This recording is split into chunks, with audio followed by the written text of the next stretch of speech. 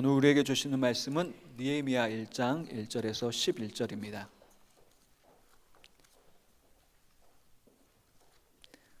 느헤미야 1장 1절에서 11절입니다. 제가 가진 성경 구약성경 727쪽입니다.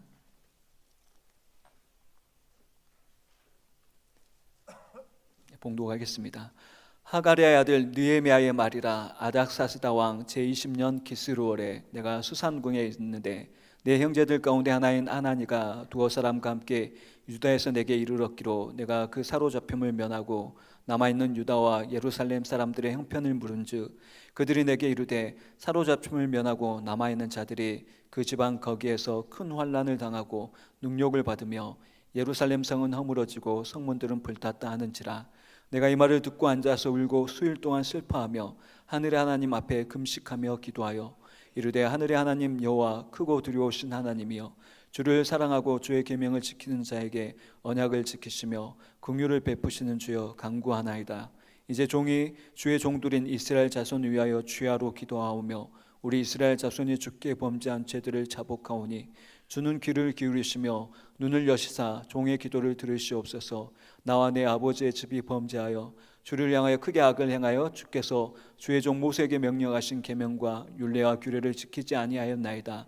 옛적에 주께서 주의 종 모세에게 명령하여 이르시되 만일 너희가 범죄하면 내가 너희를 여러 나라 가운데에 흩을 것이요 만일 내게로 돌아와 내 계명을 지켜 행하면 너희 쫓긴 자가 하늘 끝에 있을지라도 내가 거기서부터 그들을 모아 내 이름을 두려고 택한 곳에 돌아오게 하리라 하신 말씀을 이제 청하건대 기억하옵소서.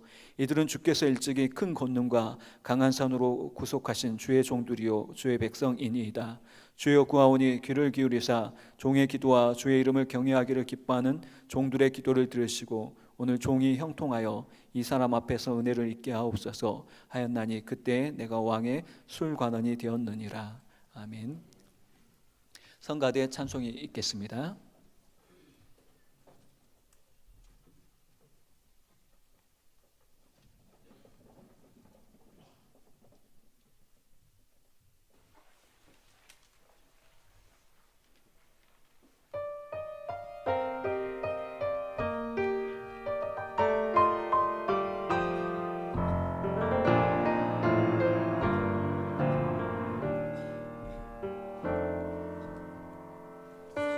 주님의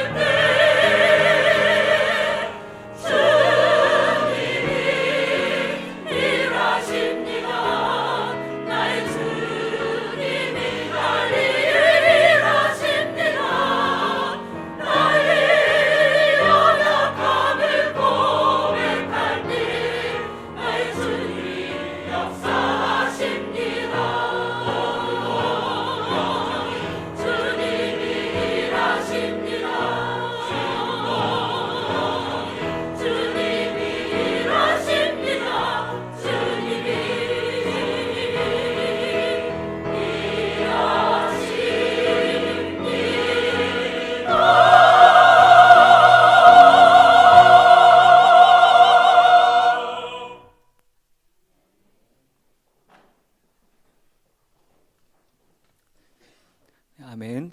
예, 저희는 힘도 능력도 지혜도 없습니다. 그래서 기도하셔야죠. 예, 오늘 담임 목사님께서 이제 성지 순례차 1차 선발 때 함께 오늘 오전에 7시에 출발을 하셨습니다.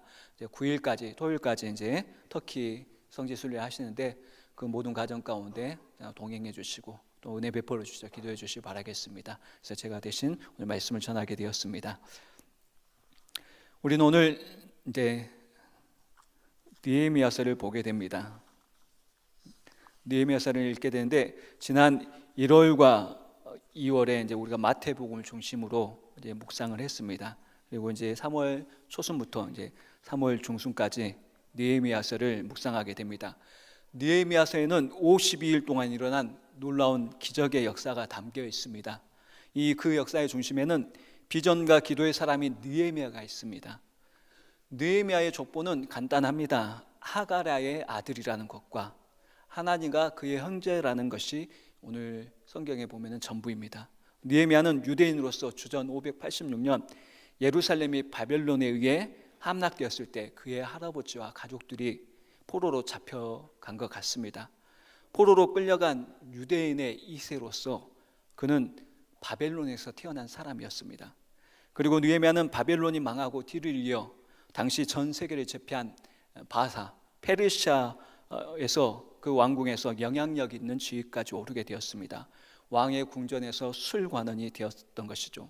왕의 가장 높은 신임을 받는 사람으로 항상 왕의 곁에서 국정에 대한 자문까지 할 수 있는 사람이었습니다. 요즘으로 말한다면 대통령 비서실장의 위치라고 할 수 있습니다. 포로 2세로서 이민자도 아니고 포로 2세로서 그런 중요한 자리까지 올라간 것입니다.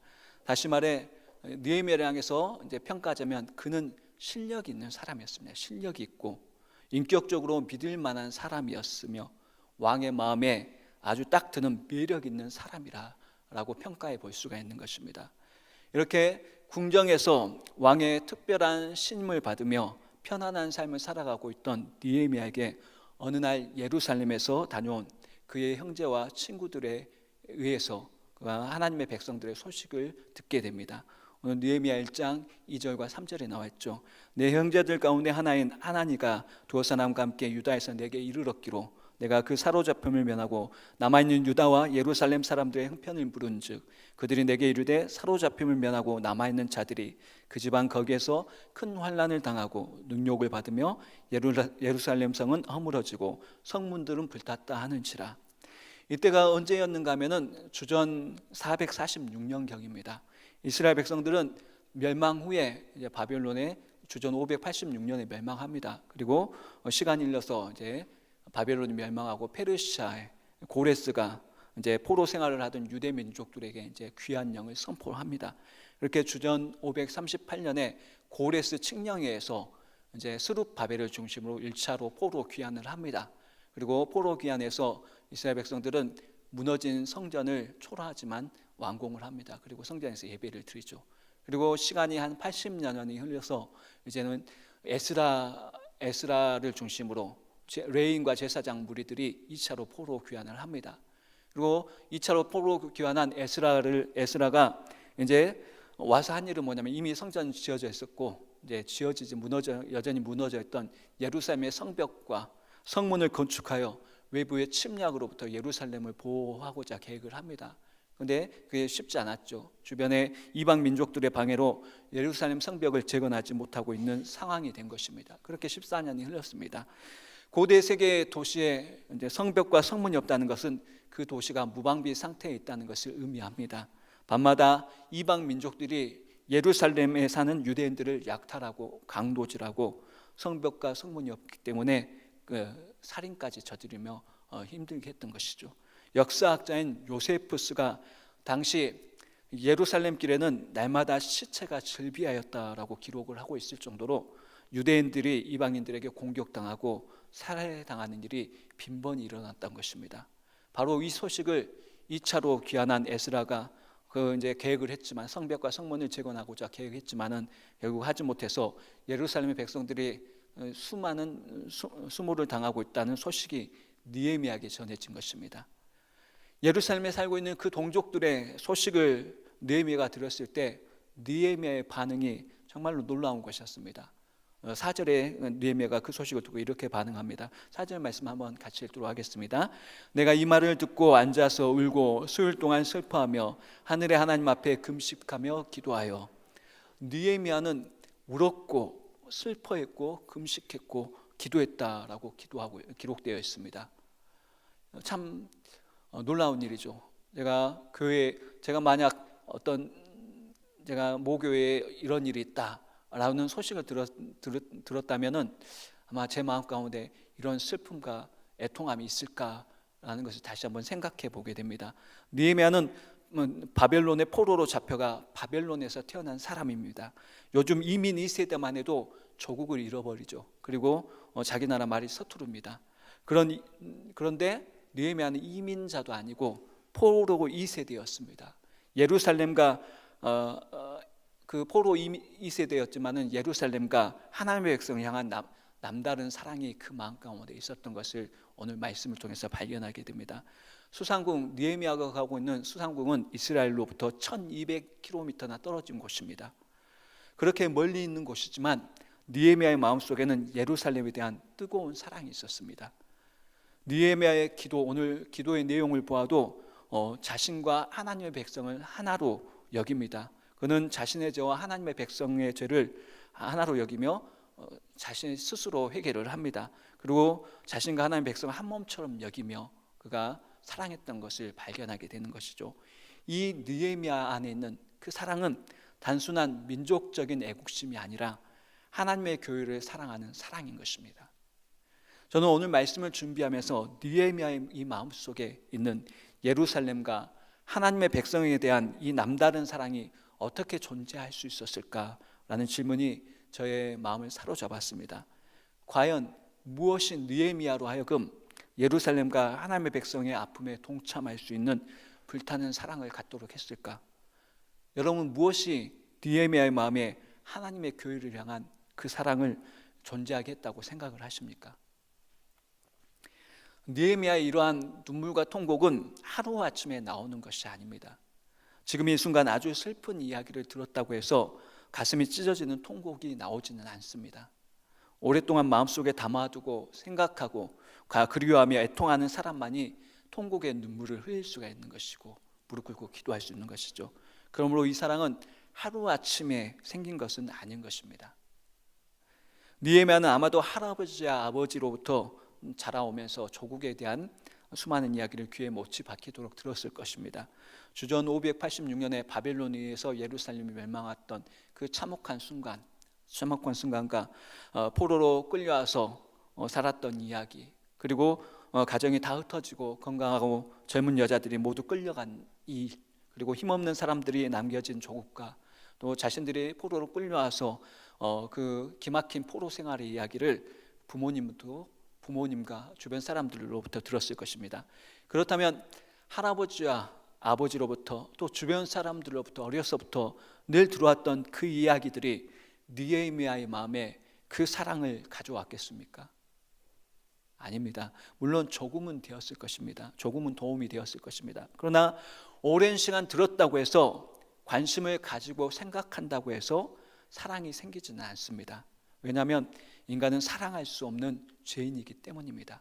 그래서 어떤 과학자는 우리 인간의 유전자에 사랑이 없다라고 말한 과학자도 있습니다. 이 사랑은 느헤미야가 듣는 것과 관심을 넘어 기도했기 때문입니다. 느헤미야는 이 소식이 들려오기 전부터 오랫동안 예루살렘과 하나님 백성들을 마음속에 담아두고 생각했고 생각을 넘어서 기도했을 것입니다. 왜냐하면 느헤미야는 기도의 사람이기 때문입니다. 느헤미야를 통해서 발견하게 되는 것은 느헤미야가 기도의 사람이라는 것이죠. 그대의 삶을 습관적으로 거룩한 기도의 습관을 가졌던 사람입니다.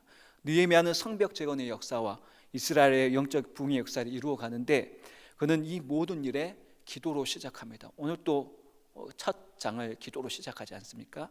기도로 시작하여 기도로 진행하고 기도로 마친 기도의 인물임을 보게 됩니다. 그래서 느헤미야서에서는 느헤미야의 기도가 여러 번 기록되어 있습니다. 성경을 통해 중계된 그의 기도의 삶은 오늘 우리에게 밝혀지지 않는 느헤미야의 이전의 삶, 오늘 사건부터가 아니라 그 이전의 삶을 능히 짐작해 보게 하는 것이죠. 그는 거룩한 기도의 습관이 있었습니다. 그래서 지속적인 기도의 삶을 살았던 인물이었죠. 하루아침에 되는 것은 절대로 아닙니다. 그래서 여러분 기억하셔야 됩니다. 하나님 나라는 하루아침에 되는 것이 아닙니다. 갑자기 여러분이 믿음 있는 사람으로 딱 나타나는 것이 아니죠. 하나님 나라는 조용하지만 천천히 그래서 오랜 시간의 과정을 거쳐서 나타나는 것이죠. 느헤미야 기도의 삶도 이 거룩한 기도의 습관도 마찬가지입니다. 오늘 이 문제를 만나고 해서 갑자기 기도한 것이 아니라 어려서부터 그가 기도의 삶을 살았기 때문에 지속적인 기도의 삶을 살았기 때문에 늘 기도할 수 있는 것이죠. 그래서 느헤미야는 늘 기도했던 사람입니다. 그래서 느헤미야가 포로된 자들의 자식으로 태어나서 그 태어난 나라에서 신앙의 사람으로 하나님을 경외하는 사람으로 세워지고 그 땅에서 인정받고 신뢰받는 매력 있는 사람으로 세워진 이유도 기도에서 찾아볼 수 있는 것입니다. 기도하는 그의 삶 가운데 하나님의 정직이 그의 정직이 되었고 하나님의 성실이 그의 성실함이 되었기 때문에 그는 포로 2세였지만은 페르시아에서 실력 있고 인정받는 자리, 그것도 왕의 비서실장이라는 자리까지 올라가게 된 것이죠. 마찬가지로 그의 지속적인 기도의 삶 때문에 느헤미야의 마음속에 예루살렘과 하나님의 백성을 향한 불타는 사랑이 열매로 맺어지게 된 것입니다. 그냥 사랑이 맺어지는 게 아니죠. 사랑하는 성도 여러분, 기도는 우리의 마음속에 인간적인 사랑이 아니라 하나님의 사랑을 회복하는 힘이 있습니다. 우리 안에 영혼을 향한 사랑, 교회를 위한 사랑, 나라 민족을 위한 사랑, 하나님 나라를 위한 사랑이 없으십니까? 그 이유가 무엇이라고 생각하십니까? 한 영혼을 품고 교회를 품고 나라 민족을 품고 하나님 나라를 품고 기도하지 않았기 때문입니다. 정말로 보기 싫은 사람이 있을 겁니다. 원수 같은 사람도 있으시겠죠? 그런 사람이 있으실 겁니다. 그 사람을 여러분의 기도의 제목에 놓고 지속적으로, 잠깐이 아니라 지속적으로 기도해 보시기 바랍니다. 여러분의 기도의 제목에 이웃을 품고 한 영혼을 품고 기도해 보시기 바랍니다. 또 나라를 품고 교회를 품고 하나님 나라를 품고 지속적으로 기도하시기 바랍니다. 그러면 하나님께서 기도하는 여러분의 마음 가운데 하나님의 사랑을 열매로 맺게 해 주실 것이 분명합니다. 사랑하는 성도 여러분, 우리는 사랑하기 때문에 기도한다고 입술로 말을 합니다. 그러나 사랑하기 때문에 기도하는 것이 아닙니다. 우리 안에는 사랑이 없습니다. 하나님만이 사랑이시죠. 그래서 요한일서 4장 7절부터 8절에 이렇게 말씀합니다. 사랑하는 자들아, 우리가 서로 사랑하자. 사랑은 하나님께 속한 것이니 사랑하는 자마다 하나님으로부터 나서 하나님을 알고 사랑하지 아니하는 자는 하나님을 알지 못하나니 이는 하나님은 사랑이심이라. 사랑은 하나님께 속한 것이죠. 하나님은 사랑의 기원이 되십니다. 그러므로 사랑은 하나님의 선물이신 것이죠. 선물인 것입니다. 사랑이신 하나님께 기도함으로 우리 안에 그 하나님의 사랑이 이루어지는 것이고 열매로 맺혀지는 것입니다. 그러므로 우리는 생각과 관심을 넘어서 무릎 꿇고 기도해야 그 마음에 성령 하나님께서 사랑을 부어주시는 것입니다. 로마서 5장 5절에 이렇게 말씀합니다. 소망이 우리를 부끄럽게 하지 아니하면 우리에게 주신 성령으로 말미암아 하나님의 사랑이 우리 마음에 부은 바 됨이니. 기도하는 자의 삶 가운데 성령 하나님께서 하나님의 사랑을 마음에 부어주시는 것입니다. 영혼을 향한 사랑, 교회를 향한 사랑을 부어주시는 것입니다. 그래서 느헤미야의 기도의 삶을 통해서 느헤미야는 그 하나님의 그 기도의 삶을 통해서 하나님의 사랑을 열매 맺었습니다. 또한 느헤미야는 그의 기도의 삶을 통해서 비전을 열매로 맺었습니다. 인간의 비전이 하나님의 비전을 열매로 맺었죠. 느헤미야는 예루살렘의 소식을 듣고 기도합니다. 소식을 듣자마자 드렸던 기도의 내용이 오늘 5절부터 11절의 내용인데 기도의 대상이신 크고 두려우신 하나님을 바라보며 기도합니다. 그리고 자신과 이스라엘의 죄를 자백합니다. 그리고 하나님의 약속의 말씀을 붙들고 기도하죠. 그런데 이 기도는 단 한 번의 기도의 내용이 아니라는 것입니다. 아닥사스다 왕 제20년 기스루월, 그러니까 태양력으로 말하면 12월에 예루살렘의 그 슬픈 소식을 듣고 느헤미야는 기도의 무릎을 꿇고 기도하기 시작합니다. 그리고 아닥사스다 왕 20년 니산월, 즉 4월, 태양력으로 4월, 그러니까 12월에서 4월 달까지 하나님의 구체적인 사인이 있기까지 4개월의 지속적인 기도의 시간을 드린 것입니다. 자신의 죄를 고백하고 민족의 죄를 고백하고 하늘 약속의 언약을 붙들면서 기도하며 나갔던 것이죠. 그리고 그 기도를 마무리하면서 11절에 이렇게 기도합니다. 주여 구하오니 귀를 기울이사 종의 기도와 주의 이름을 경외하기를 기뻐하는 종들의 기도를 들으시고 오늘 종이 형통하여 이 사람 앞에서 은혜를 입게 하옵소서 하였나니 그때 내가 왕의 술관원이 되었느니라 라고 기록하고 있습니다. 이 말씀 속에서 느헤미야가 4개월의 기도를 드리는 동안 그 마음의 변화가 있었습니다. 그 마음 가운데 하나님의 비전이 싹튼 것이죠. 느헤미야가 기도를 시작할 때는 환난과 능욕을 당하는 하나님의 백성을 위해서 무엇을 해야 할지 몰랐을 것입니다. 그러나 거룩한 부담감을 가지고 그러나 하나님께서 무엇을 원하시는지 하나님의 응답을 구했을 것이고 주야로 기도한 것입니다. 그렇게 기도하던 중에 그 마음에 예루살렘에 무너진 성벽 재건이라는 비전이 싹튼 것이고 그를 향하신 하나님의 사명을 받게 된 것이죠. 그리고 이 비전이 시행되기 위해서 가장 중요한 인물이 아닥사스다 왕이기 때문에 그 왕의 협조가 중요했기 때문에 그래서 기도의 마지막 말미에 11절에 오늘 종이 형통하여 이 사람 앞에서 은혜를 입게 하옵소서라고 고백하게 된 것입니다. 처음에는 슬픔과 애통함이 있었고 그가 무엇을 해야 할지 몰랐지만은 주야로 기도하는 가정 가운데 성벽 재건, 더 나아가서 이스라엘 회복이라는 구체적인 비전과 사명이 느헤미야에게 주어진 것입니다. 어떻게 보면은 무너진 예루살렘 성벽의 재건, 즉 이스라엘의 회복은 무엇보다 하나님께서 가장 원하시는 것이었고 그것은 하나님의 비전이었습니다. 그런데 슬픔으로 기도하는 가운데 성벽 재건이라는 하나님의 비전이, 이스라엘의 회복이라는 그 하나님의 비전이 느헤미야의 비전이 된 것입니다. 제가 아는 찬양 중에 어린이 찬양일 때 이런 가사의 제목이 있습니다. 난 꿈이 있죠. 하나님의 꿈이 내 꿈이죠. 난 그 꿈을 향해 달려가죠. 하나님의 꿈이 내 꿈이라는 것이죠. 그렇게 될 수 있었던 이유, 기도의 그 느헤미야의 기도의 삶 속에 하나님의 꿈이 느헤미야의 꿈이 된 것이고 하나님의 비전이 느헤미야의 비전이 된 것입니다. 기도는 비전의 산실인 것입니다. 느헤미야 기도는 비전을 낳고 사명을 발견하게 했습니다. 그것뿐입니까? 느헤미야의 기도의 삶은 그의 삶 가운데 하나님의 지혜를 열매로 맺었습니다. 느헤미야는 자신의 경험과 직위와 권력을 의지하기 전에 느헤미야는 예루살렘의 문제를 그 소식을 접한 직후에 가장 먼저 크고 두려우신 하나님 앞에 무릎을 꿇고 기도합니다. 예루살렘의 비보를 듣고 그가 가장 먼저 한 일은 누구를 찾아가거나 머리를 싸매고 계획을 짠 것이 아니라 하나님께 나아가 무릎을 꿇는 기도였습니다. 먼저 선행해서 무슨 일을 하기에 앞서서 선행해서 기도를 했던 것이죠. 또한 느헤미야 2장을 보면은 수심에 차 있는 느헤미야를 향해 아닥사스다 왕이 그 원하는 것이 무엇이냐고 물었을 때도 느헤미야는 먼저 하나님께 묵도하며 기도했습니다. 느헤미야 2장 4절입니다. 왕이 내게 이르시되 그러면 내가 무엇을 원하느냐 하시기로 내가 곧 하늘의 하나님께 묵도하고 하나님의 응답의 사인이 왔음에도 서둘러 대답하지 않았습니다. 절대로 묵도하며 하나님께 기도한 것입니다. 이처럼 느헤미야는 항상 모든 일에 있어서 기도를 먼저 했고 일의 진행과 마무리에 있어서도 기도했고 위기의 순간에도 기도했습니다. 또 느헤미야 사를 전체를 보면은 수많은 성벽을 재건하는 데 있어서 수많은 방해와 위기들이 있었습니다. 그런데 그 위기들의 순간에 느헤미야 기도했고 하나님 주신 하나님의 지혜로 위기를 모면합니다. 그리고 느헤미야가 기도함으로 영적인 분별력과 통찰력을 얻어서 성벽 재건의 역사를 이루어가고 있음을 느헤미야서는 우리에게 증거를 합니다.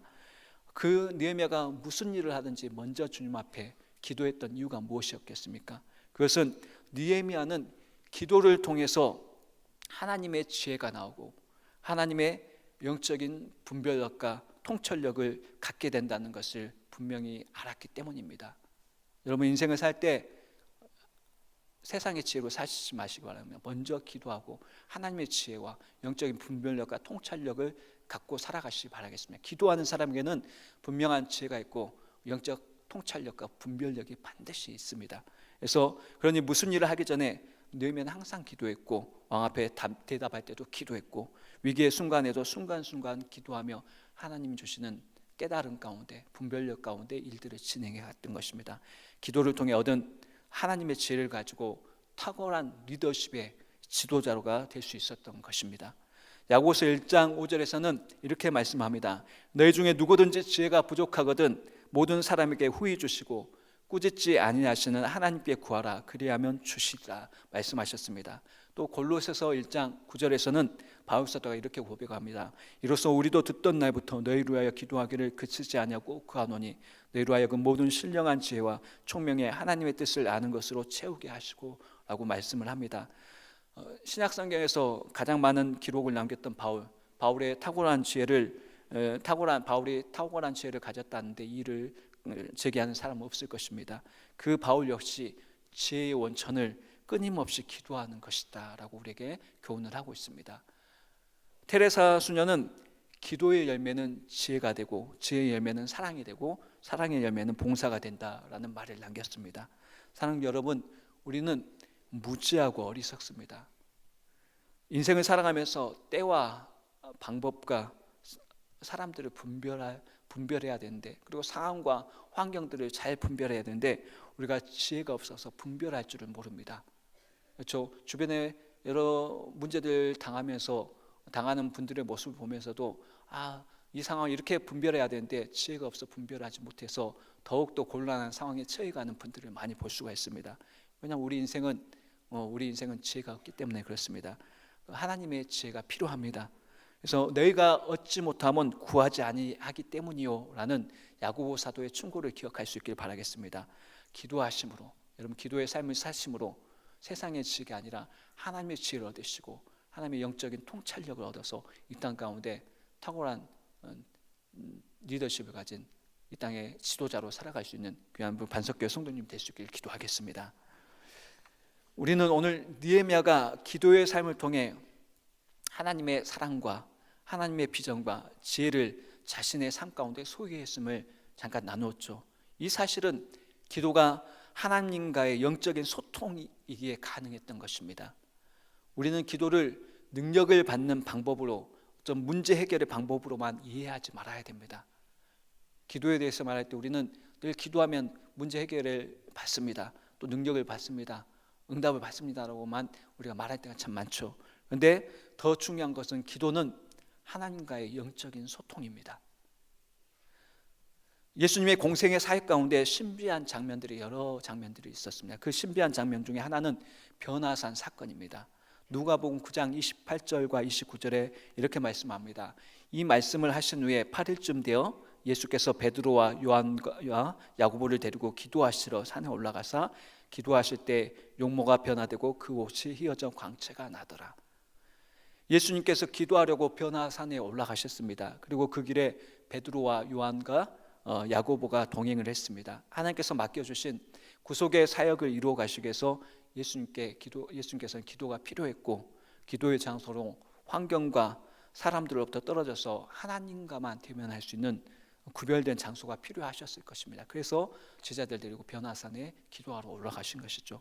그리고 십자가의 고난을 앞두고 보다 깊은 하나님과의 영적인 소통을 위해서 변화산에 올라가셨던 것입니다. 그런데 주목할 것은 예수님께서 바로 이 산에서 용모가 놀랍게 변화되었다는 것입니다. 얼굴의 형체가 변화된 것이 아니라 그 형체에서 풍기는 이미지와 인상과 실체가 이 땅에서는 경험할 수 없는 거룩하고 영광스러운 모습으로 변화된 것입니다. 구약의 모세도 신의 산에 올라갔습니다. 그리고 하나님과 대면해서 영적인 소통을 이루고 내려왔을 때 그 용모가 변화되었다라고 성경은 증거를 하고 있습니다. 예수님께서 변화산에 올라가셨을 때가 아니라 기도하셨을 때 이런 일이 일어났던 것에 우리가 주목해야 됩니다. 산에 올라가서 하나님 앞에 간절히 기도하셨을 때 변화가 일어나셨습니다. 하나님과의 영적인 소통으로서의 기도는 이런 변화를 체험하게 한다는 것입니다. 영광스러운 거룩을 체험하게 한다는 것이죠. 이 사실은 우리에게 주는 교훈이 있습니다. 우리의 영혼과 인격의 변화가 기도를 통해서 일어난다는 사실을 우리에게 보여주고 있는 것입니다. 왜냐하면 하나님께서는 기도 가운데 우리에게 기도라는 영적인 소통을 통해서 우리에게 거룩한 영향력을 끼치시기 때문에 그렇습니다. 예수님께서 산에 올라가신 것은 기도하기 위해서였지만은 그 기도가 깊어지고 하나님과 영적인 소통이 깊어지자 어떻습니까? 그 하나님의 거룩하신 신적인 영향력이 예수 그리스도의 인격과 외모 속에 비춰왔던 것입니다. 그리고 그것이 그 영광스러운 거룩하게 변형된 모습으로 우리 육체 가운데 나타난 것이죠. 기도라는 그 영적인 소통을 통해서 거룩하신 하나님의 성품의 빛이, 영광스러운 진리의 광채가 사람의 영혼 가운데 비춰집니다. 그리고 그 영향이 우리의 인격과 성품에 변화시키는 것이고, 거룩하게 변화시키는 것이고, 더 나아가서는 그 거룩하게 변화된 모습들이 육체까지 발현되어서 영광스러운 모습으로 표현되는 것입니다. 사랑하는 성도님 여러분, 우리는 기도라는 영적인 소통을 통해서 거룩해지고 싶은 욕망을 갖게 되고 예수님처럼 살고 싶다는 간절한 마음을 얻게 됩니다. 그리고 하나님의 거룩한 영향력을 받아서 우리가 점점점 하나님의 거룩한 형상을 회복하게 되는 것이죠. 우리 안에 없는 하나님의 사랑, 하나님의 비전, 하나님의 지혜가 회복되어 가는 것입니다. 이것을 다른 말로 표현하자면 신학적인 용어로 성화라고 합니다. 거룩한 하나님의 형상, 우리가 죄로 인해서 잃어버렸던 거룩한 하나님의 형상을 회복되는데 그것이 기도를 통해서라는 것이죠. 하나님의 사랑, 하나님의 비전, 하나님의 지혜는 인간의 것이 아니에요. 하나님의 거룩한 형상입니다. 그래서 우리가 이 위대한 기도의 삶을 살 때 우리 안에 그 하나님의 사랑과 비전과 지혜, 거룩한 형상이 점차적으로 회복되어 가는 것이 예수 그리스도 믿는 자의 성도의 삶인 것입니다. 기도는 하나님의 사랑을, 하나님의 비전을, 하나님의 지혜를 회복해 가도록 만드는 힘이 있는 것입니다. 우리를 거룩한 사람이 되도록 만드는 힘이 있습니다. 그래서 디모데전서 4장 5절에서는 이렇게 말씀합니다. 우리 함께 읽도록 하겠습니다. 하나님의 말씀과 기도로 거룩하여 지미니라. 아멘. 다른 것으로 거룩한 형상을, 하나님의 거룩한 형상을 우리 안에 회복할 수 없습니다. 하나님의 말씀과 기도입니다. 그래서 말씀과 기도의 두 날개를 활짝 펴시는 우리 반석교회 성도님들 될 수 있기를 바라겠습니다. 우리는 자주 인생에 닥쳐오는 환난과 풍파들을 통해서 하나님이 우리를 다듬으신다고, 환난과 풍파를 통해서 우리를 다듬으신다, 사람을 다듬으신다, 거룩하게 한다고 우리가 말을 합니다. 그러나 정확히 말하면은 그렇지 않습니다. 환난과 풍파를 당하면서도 우리가 하나님 앞에 무릎 꿇고 기도하지 못하고 살아간다면은 그 환난과 풍파 때문에 마음이 어떻겠습니까? 더 강팍해지고 성품이 모질어지고 불평과 원망이 더 깊어져 살기가 쉽습니다. 실패한 인생이 되는 것이죠. 하나님의 사랑을 기도하지 않음으로 인해서 하나님의 사랑을 잃어버리고 하나님의 비전을 잃어버리고 하나님의 지혜를 잃어버려서 우둔한 인생이 되어서 실패의 삶을 삽니다. 환경 자체는 우리를 거룩하게 만드는 힘이 없습니다. 그 환경을 통해서 하나님께 기도하며 나아가 몸부림치면서 하나님과 대면하여 영적인 소통을 할 때 우리는 하나님의 거룩한 영향력 가운데 하나님의 성품을 배우게 되고 하나님의 거룩한 형상을 회복하게 되는 것입니다. 그러므로 우리가 정말 중요한 것은 기도를 통해서 하나님과 대면하고 영적인 소통을 하면서 그분의 거룩한 영향력 앞에 노출되는 은혜가 중요한 것입니다. 그래서 여러분 힘드실 때 기도하실 때 기도의 제목, 여러분 문제, 여러분의 마음만 기도를 통해서 다 던져놓고 시간 없다고 일어나서 가지 마시고 그 기도의 시간을 통해서 하나님과 대면하고 영적인 소통을 이루는 기도가 되도록 힘써야 될 줄로 믿습니다. 아멘. 네. 저는 기도에 대해 말할 때 자주 쓰는 예화가 있습니다. 매년 5월과 6월이면은 인터넷 경매 사이트 이베이에 흥미로운 경매가 열립니다. 경매품은 오마와의 현인 그리고 가치 투자의 귀재라고 불리는 워렌 버핏가의 정심 식사권입니다. 이 버핏가의 이 정심은 버핏 회장과 정심을 먹으면서 어떤 투자 계획을 제한 인생의 모든 질문들을 던질 수 있는 자리, 대화할 수 있는 자리를 마련해 주는 행사입니다. 그런데 2000년부터 시작이 되었다고 합니다. 작년 2018년 이 정심 식사권의 경매 낙찰가가 역대 낙찰가 중 세 번째로 높았다고 합니다. $330만, 하나 35억 5천만 원에 낙찰됐다고 합니다. 최고가는 2012년과 2016년에 되었는데 345만 6,789달러, 하나 37억 2천만 원 정도라고 합니다. 뉴욕의 소박한 스테이크하우스에서 단 3시간 동안 진행된 이 점심 식사는 세상에서 가장 비싼 식사지만 투자자라면은, 또 돈을 지불할 만한 능력이 있는 사람이라면은 한 번은 꿈꾸는 한 끼의 식사라고 합니다. 왜 사람들은 저렇게 값비싼 돈을 지불하고 워렌 버핏과의 점심 식사를 하기를 원할까? 한번 질문해 봅니다. 왜 그렇다고 생각하십니까? 그것은 워렌 버핏과의 점심을 나누며 대화하는 그 소통의 시간에 워렌 버핏이 가지고 있었던 지혜와 그의 삶을 통해서 획득한 지혜와 성품과 삶의 경험을 얻고자 함이 아니겠습니까? 그로부터 영향력을 받고자 함이 아니겠습니까? 이런 육신적인 소통을 통해서도 다른 사람의 지혜와 경험을, 영향력을 받게 되는데, 거룩하신 하나님과의 영적인 소통인 기도를 통해서 하나님의 사랑, 하나님의 정직, 하나님의 성실, 하나님의 꿈, 하나님의 지혜를 받지 않겠느냐는 것입니다. 기억하셔야 될 줄 믿습니다. 하나님과 영적인 소통인 하나님 기도를 통해서 우리는 그 하나님의 놀라우신 사랑과 비전과 지혜를 소유하게 될 줄로 믿습니다.